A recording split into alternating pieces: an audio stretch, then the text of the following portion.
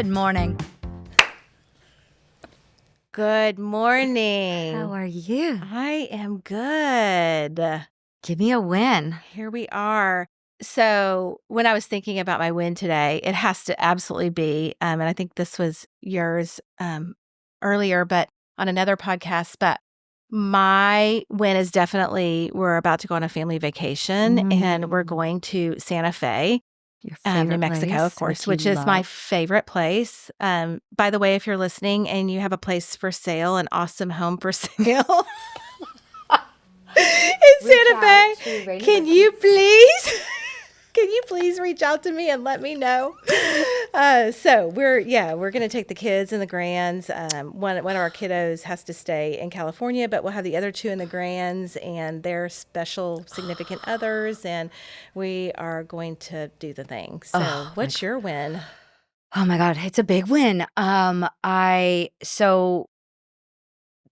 Border Collie brain, which is my officially now 501c3, but this is so special to me. But my grandparents started a foundation years and years and years ago that my stepmother, that my mom, Nancy, has run, and she is done running it. And so I was going to maybe at some point take that over, but now she has just consolidated or liquidated it. Thank you. Not consolidated, liquidated, and given it to a bunch of different. But my Border Collie brain just received its first official big check, and so it's now I'm like head spinning. Literally, I cannot wait to hear what you're going to do with it. It's going to be so freaking excited. Awesome. Yeah. So that was a good win. I love that. Which is amazing because now we're talking about wins, and it's this particular podcast today is about mentors, and I'm stealing the wins from my very first business coach, which is Terry Taylor.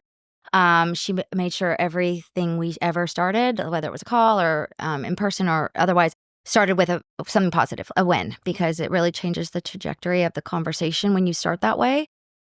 So anyways, that reminds me of something that one of my coaches at one time said, Paula. She said, when we start thinking about things in our lives, we see all the horrible things that could happen, right? Somebody's running late.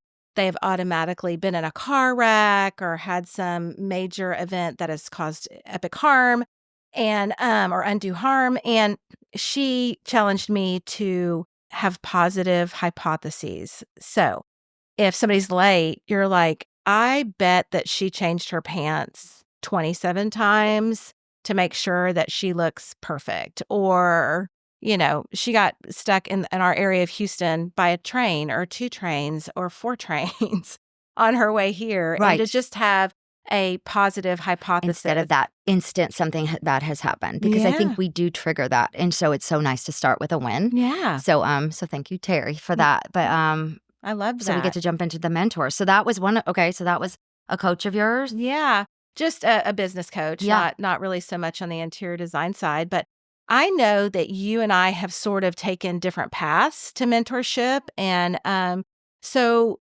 who is one of or some of your favorite mentors, and what were some of the lessons that you learned that really reframed how you approach interior design? Great way to use that. Well, I guess I can start with, Terry was definitely not just a coach, but she was a mentor. She was, it's funny because the first time I met or saw her, I had just opened my office here in the design center, and feeling so proud, but also, oh my gosh, a little bit over my skis on stuff. And so came to, we have events, CEUs here, and I came and listened to her, and she was the most real and comfortable person to listen to. And she just nailed so many of the things that I thought I was alone in, because our industry sometimes doesn't allow us to think everybody else doesn't have their shit together. Open collaboration. Kind of what we're doing here now, right? Is trying to make people feel like, oh God, no, a lot of us don't know what the hell we're doing. We know what we're doing eventually, but there's 800 different ways to do it. And are we doing ours right? So she really spoke to that. And the amount of questions she asked, and people were like, oh yeah, me too. Oh yeah, me too. So then I joined with her and got coaching, and that it really, it changed the complete course of my business. in such a good way. It changed how my husband saw my business, actually. I He love became that. a huge fan. I love that. Yeah, it I was can't imagine. I mean, knowing you and Matt and the way seeing you guys interacted, I can't imagine he wasn't always like in the cheer outfit with pom poms. You know, I wish I would dress him up in that every day if I could. He'd be cute too. he would. He He would got rock great it. legs. He would. But he wasn't. He sees things through what we both realized, or I realized for both of us, I should say. I realized. I'm going to use that one on Tom the next time. I'm going to say, here's what I have realized for both of us. We are both messed up. No, we both had serious money. Scarcity was our deal. Big time. Oh, that'll permeate everything you do. Everything. And that's what I got from her, actually, was one of the things. It's so funny how that bleeds in. But so scarcity has been a big part of struggle for he and I, getting past some of that over the years, because how we grew up. And I wouldn't change a thing about how I grew up. But let's just say we weren't hiring interior designers, and our lifestyle was definitely different, both of us. And so he always was like, why do you need an office? You can have work no from overhead. home. And I did. I had my office at home all the way until Harvey hit, actually. And I just couldn't take it anymore. Plus, we had 4 feet of water, so doing my house and other clients. So anyway, so the scarcity was one of his things. So coaching was not something he thought I needed, which is sweet, but I needed it terribly bad. And so anyways, once he saw the business change, I think he really became a fan. recognized. So is that something, so have you always through your journey shared about who you're hiring and what they're doing with and for you with him and how much it costs? Or is it sort of like, I tell him enough so he's informed, but he doesn't need to know the deets? Pretty much that. Yeah. That second part. Yeah. It's funny because after joining Terry full on, and I'm not kidding, scared to death to tell Matt how much it cost. And I didn't for a very long time. And one of my good friends, Daily Gentry, who I met through that, and biggest gift too. But her husband was all in, and but he's a business owner himself. Matt has always worked for major corporations, which is fantastic, but very different than what we do. And so Eric made it seem okay. And so it came out one night at dinner, and it just sort of flowed like conversation. So now I am getting better, but there are moments where I don't share all of it, because we just see it differently. Yeah. And it's my business at the end of the day, and how I feel like it needs to. So I have to, you just reminded me of a story. It's been 30 years since I've thought about this, but you're talking about being at a restaurant, and it just sort of came out. So when Tom asked me to marry him, and I'll set the stage, I was 17 and he was 21. And it seemed like a really great idea at the time. Luckily, my parents thought it was a great idea. I was 18 by the time we actually had the ceremony. But we go to dinner with my parents. And of course, everybody at the table looked like they had, just swallowed a rat or something, because I knew what was happening, right? But he had to do the thing. And so we're at an Italian restaurant. And Tom he had this menu up like he was reading the menu. And then all of a sudden he drops it real fast and he goes, "Can I marry your daughter?" And then he put the menu back up. And of course that broke the ice, and everybody was just cackling. But that second of "Can I marry your daughter?" and then the menu right back up and if you know Tom, that's so him. But that's how he asked my dad if we could get married. So I don't know. He had already asked you, but that was his way, or did vice versa? We all just kind of, you just kind of knew it. We were born supposed to be married to each other. So it was just, I don't know. It was just a thing. But of course he knew that I was going to be a yes, but anyway, that's how that went. I don't know. That just I love that. No, that is so awesome. Isn't that fun? Yeah. So for you, who like mentors or people in your life who've really impacted or changed kind of how you see your business or do your business? So along the way, so many. I mean, including our little group. We have a group of 10 designers or design adjacent people in our industry that we meet with on a regular basis, or we have a group text that they're amazing. Amazing. And we actually call ourselves the Design Bitches. So with a Z. With a Z. Yeah. And so great group. But I think the person who has single-handedly influenced the way I run my business and the way I think about luxury interior design is actually a client. I met David Wallstead probably, I'm going to say 22 years ago, maybe. I don't know if I'm exactly right about that, but that's what I'm going to go with for this story. And I was doing a first house for them, and I was so worried. I didn't know how to spend other people's money with confidence. And so I would go to like TJ Maxx or Home Goods or Target or Hobby Lobby, where we went because I didn't know all the things that I know today, obviously. Right. And buy these accessories. I was just doing a little accessory project for them at the time. And I took every receipt, I copied it, I highlighted what was theirs before tax or after tax or how all that was worked, and handed them an invoice that was stapled to these, to 30 individual receipts copied on paper to justify what I was charging him. And how the mentorship sort of started, and I don't think it was like, I'm going to be your mentor, but I think he looked at me as a successful business owner and was like, this is not a thing. I got to help this girl.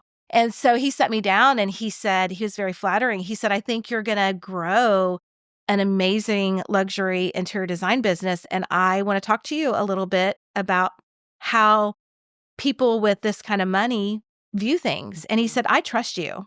I trust you to go spend my money. I trust you to charge me something that's fair, but I understand that you have to charge in such a way that you take care of your family. And I understand that. And so what I want you to do is free up my time and my angst of having to make all these decisions and do it for me and charge a fair price, whatever that is. And so that's sort of how it started. And then he taught me, several other things along the way. But I wonder, because I'm hearing that, and it's just, to anybody else listening that has been the person who's got their TJ Maxx receipts, and then you have to take the water and snacks off because God forbid you go into TJ Maxx and not get a water and snacks. Yeah. And then you give that to the client, and then with your hours. Yeah. And you don't do it on time, and you didn't even put in all the hours, and the client. You didn't charge them for all the hours. You put in more hours that you didn't charge them. You didn't charge. And the backlash backlash I've gotten from clients are, how did it take you that long? I'm not paying for those hours.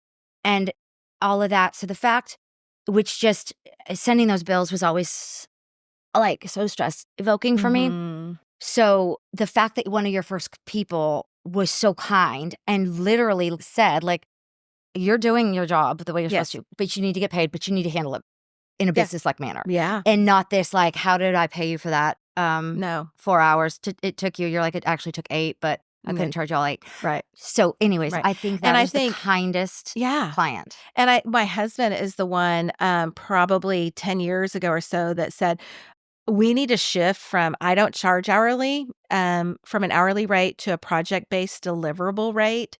Which really impacted our contracts. Our contracts got more detailed about, here's what we will deliver. This is what it will look like. We invite the clients in to actually see deliverables on other projects and then to see the finished product through professional photos. And then sometimes we win, sometimes we lose, but it's a fair price for what it is the client is getting. And I've had so much positive feedback from that, because no matter how wealthy somebody is, they like to know what their exposure is. They like to know kind of what you're going to cost. Yeah.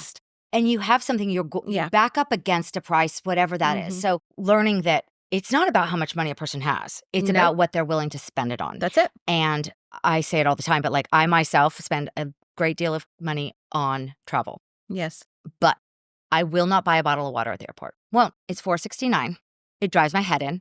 And we walk in with our already drank. Wagon your Stanley or your empty water bottle. Because I can't even get a Stanley because God forbid that's cup holder's not on my suitcase yet, but maybe I'll get one.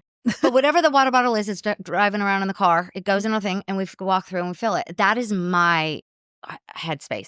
So that's a part of it too, having that conversation that is all about the financial part and what people's comfort level is of their investment, right? Yeah. But that's obviously a whole nother topic. But because we've had mentors, because we've had coaches, we've learned how to get to those spaces. Yeah. Because we work hard for our money, and we know our clients do too. Right. And mutual respect. Yeah. So I am the steward of their money. That's I it.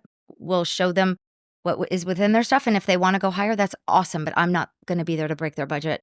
It's not my job to do it. Nope. And I think also one of the things that I've learned in working with luxury clients, like you said, they can have all the money in the world. They may spend a fortune on rugs. They might buy an $80,000 rug for a main space, but they don't want to spend any money on art. It's like, can you take less expensive art, put a great frame on it, and make it look good? Is that a possibility?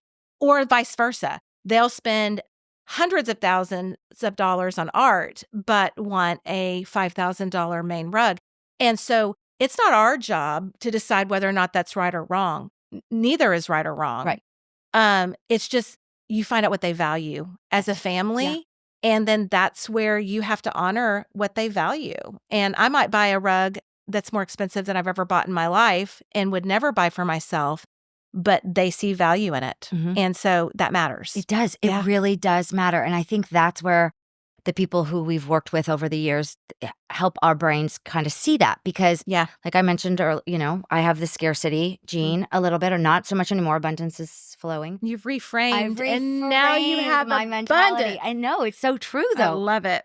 But when you come in with that, you assume that somebody wouldn't spend it. But then another mentor and coach, which is huge, Desi Creswell, who I love, and she has a completely different tactic, but she made it in such a cool way, because it was like, what are you leaving on the table that's taking away from your client's experience, essentially, was what I took away from that with her, which was... That's powerful. It was very powerful. And I was kind of not bringing the whole thing to them or giving them the luxury experience, which is essentially what our clients deserve, and that's what they are paying for. 100%. And so it was sort of an eye-opening experience of, if we don't talk to them about these things and get out of my own way, I'm not going to give them really what they ultimately want. So yeah, but we have to still be mindful for them, like everything. Like everything. Yeah. Another thing that David taught me, so early on, I didn't have any sort of process, right? No POs, no tracking. It was just me. And for anybody who's listening who doesn't know what a PO is, it's a purchase order. Because honestly, that's it. It's everybody uses these words, and I'm like, oh my God. Or LOI, letter of intent. Oh, or LOA, agreement. Oh my gosh, all these things. All these things. But it was just me, and I was just hanging on, and I was doing maybe my second or third project for him at the time. I just completed my sixth, so so amazing. So cool. But I didn't understand that very wealthy people don't have their money sitting in a bank account. Like, I just thought they had money sitting in a bank account. So what I would do is, when my balance got low for Rainey Richardson Interiors, is I would sit down and I would create an invoice. Like, I'm going to do this today. And I would try to think through all the things I ordered and kind of walk through the space. Like, I remember I ordered that, and it was about this, and I added this and this piece, and it was about this much. And I get this invoice, and then I would email it to David and say, I need to pick up a check tomorrow morning. Well, that worked for up until this particular time, and it was a pretty large invoice. And he called me and he said, first of all, you need a back office person. You're good at this stuff.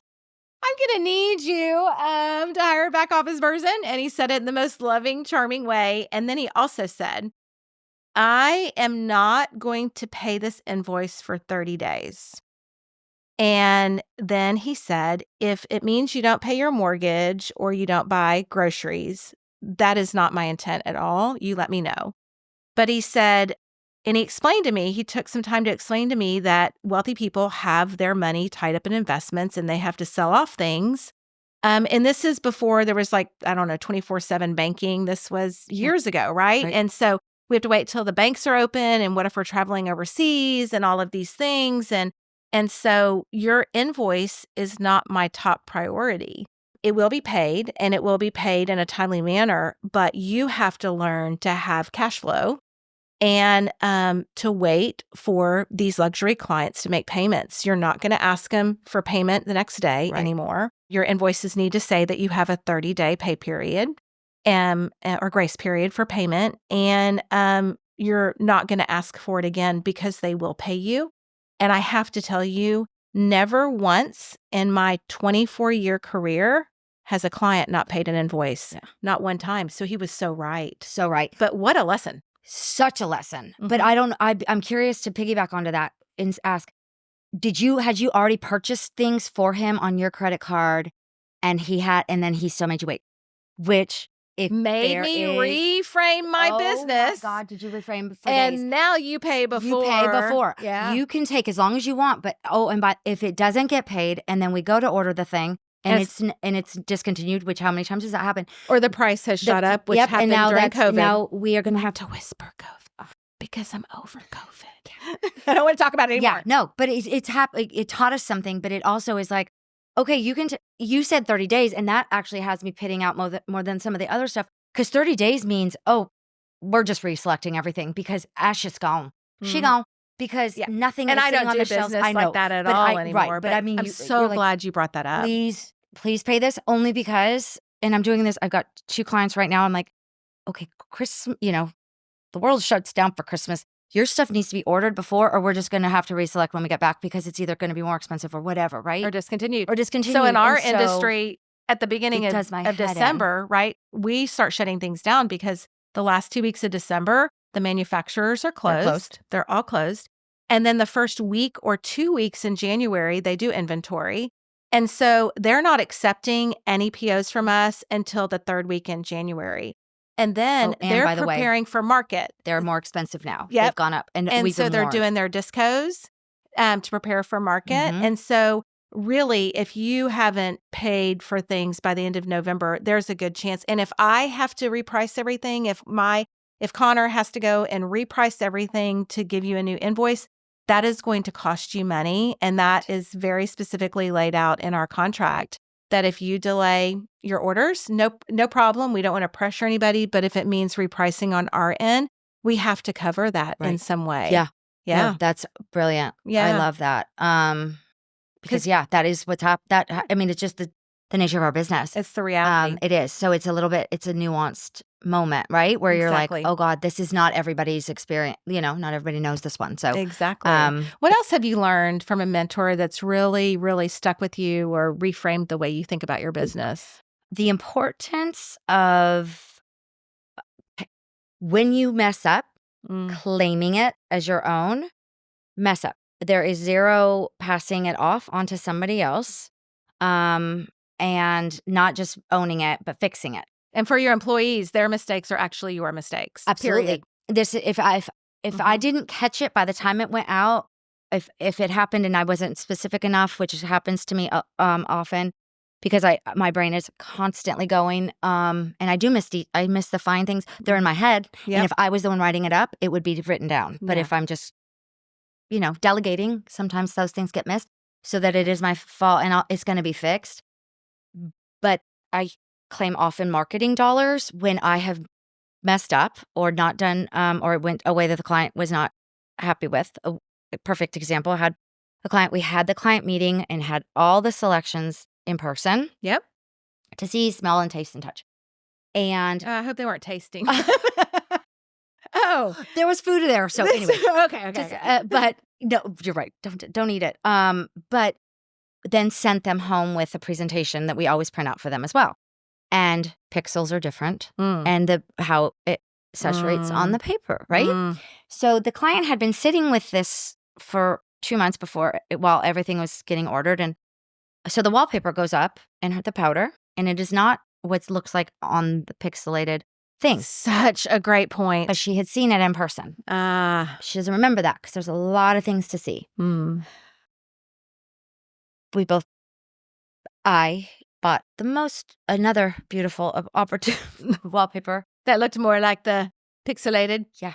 So I paid. Yeah, that was there's no way and it's been multiple things, and I've paid for slabs. I mean, all these things I have paid probably for more for other people than myself. But because you have to make it right. You have got to make it right for yourself, for your business, for them, obviously. But somebody may not say their designer did anything in their house, even if they love it. Yes. But they will say when you messed it up. That's right. And that is something in someone's mouth I never want to happen. That's right. Is that I didn't handle my shit. That's right. And yeah, so I will say like Gildoby's group, they're very big on taking care of those things and owning it. And you're the CEO. We are the CEOs of our company, and I've said this to our employees and then also to my kids growing up it's really easy when things are going well, but when you have tough times in relationships, you want to leave all of those things as clean as possible. So if you run into them on the toilet paper aisle at the grocery store, that you don't have to turn around and act like you didn't see them or be hateful and not speak, that you can hold your head high and own, I made a mistake, but I left it cleaned up. Yeah. And I'm human. And we even talk about that in our meetings, especially when we're going to be looking at starting a remodel. It's like, this remodel is going to suck so bad. However bad you think it's going to suck 100 times worse. And then you can double that. And there are going to be days that you just don't like us very much. Yeah. And we totally get that. But I promise you, at the end, it will be all packaged in a neat little bow and you will be happy. And it has always happened that way. But those things get messy. It's so messy. And actually, it's so funny because one of the first times, I would consider you, I would definitely consider you a mentor in so many ways. But one of the ways, like after you followed me out of Fabric House one time, because I was coming, Fatima, who's fantastic, she was asking a question about curtains. And I'm like, oh, for goodness sakes, how many pleats can there possibly be? I love construction, but the soft furnishings, it's taken a moment. I'm wrapped my head around it. But and you're amazing anyhow, I was at like, it. I don't know which one. I don't know. Just go French plate. Let's just call it good. And you came out of the store and shared like, okay, do you need help? I come to my office. Like I will go through all this blah, blah, blah. Because you had flight at the time before it was even our home. Yeah. And it was the hugest moment. But then we bonded over what you're talking about. Because I had just had my assistant put together a what to expect thing. And you sent me yours. And it had the diagram of like the ups and downs. The emotional roller coaster of it. The graph. Yes. And it's such a huge thing to share because people are so high. They do forget those things. How exciting it was or whatever. It gets forgotten. Conversation gets forgotten. So communication with them through the whole thing. So important. To guide them, right? So yeah, it's huge. So I was thinking another thing that I learned from David again is clients asking how much we mark things up. Oh. And so I actually took this to him and I said, can I ask you a question? This is something that I'm being asked is, you're selling me this piece of furniture. How much are you making on it? And I knew that question wasn't right, but I didn't know why. And this is what he shared with me, and it was life-altering. He owns a very successful oil and gas company, and they make pieces for like drills, like down drills or whatever, that actually disintegrate, so they have to be replaced all the time. It's just a really genius thing.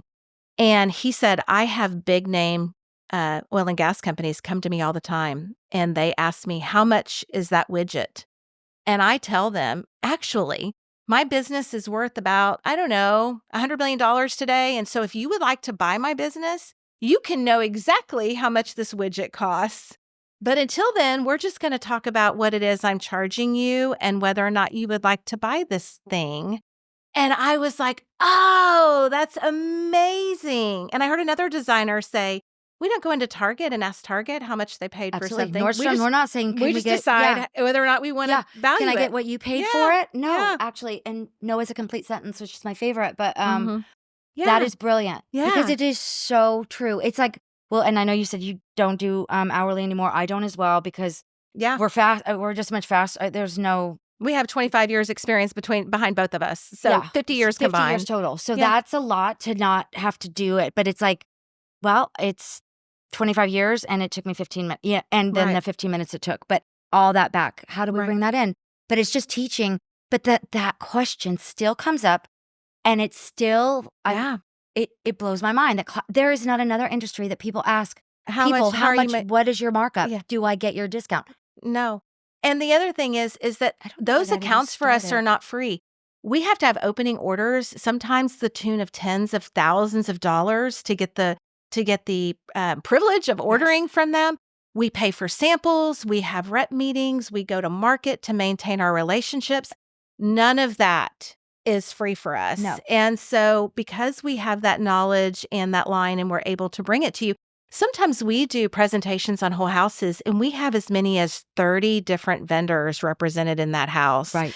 We're not going to one. Right. And so with that takes a lot of knowledge and expertise to be able to put those things together. Absolutely. And have those samples. And so I think that is the best way I've heard it in a long time. It's just how that the back end. And that's, but it's communication. It's kind of reframing how we share our information. Yeah. And if it comes out on the front end, because I've got a couple friends who it's written right in there. And even in my contract, and how many times have you probably changed yours? Every client you add another thing. Absolutely. The thing you learn goes in the MSRP. contract. Like you won't pay it over what you would find this at the store, but you're not. I'm happy to share the vendor and the back information, but you're going to pay what you would pay if you were an individual getting that item. And we're very, very, very transparent about that. So is there anything else, or are you ready to talk about what we've noticed? I feel like what you've noticed. What have you noticed? I think, and this is in working on the Colorado house again, it's just front of mind right now. There's such huge spaces because, they have the huge cathedral ceilings, like 30 foot. And it's like, how do you art those walls? Right. Like, how do you make that even a thing? And so, going and looking for giant art in the past, that's been so daunting because there hasn't been really great large art. You're right. And I'm going to tell you, I'm finding some amazing, like, show-stopping things. And so I would say something is, and I don't know if you agree with that, but I'm seeing huge art. And not just huge art coming out, but like the size itself. And art is having a moment. A wonderful moment right now. Absolutely. And moody art. And like we went so far away from things. It was sort of went abstract and stuff. And not that that's not happening still, but I feel like an owning. Yes. People are really wearing their art in a cool way now and representing it. I love that that's. Do you think that's also one of the ways that we have become fearless? Like we face something as a nation and as a world that sort of we made us all very fearful. And then we're like, screw it. We're not going to be afraid of anything anymore. We're just going to own it. Yeah, maybe. And maybe that's impacted art as it has in different periods throughout history and around the world. Maybe, because I think people are really, truly creating their homes for them now. Yeah, and I agree. It's, if anything social media has done, it has allowed a little bit of that. Yeah. Even though everybody's in their own business in such a way. Yes. But like there is no right or wrong. I agree. And art is really, really showing that. I love that. Yeah. So until next time, be thinking to yourself, what is something that you would like to reframe? Till next Bye. time.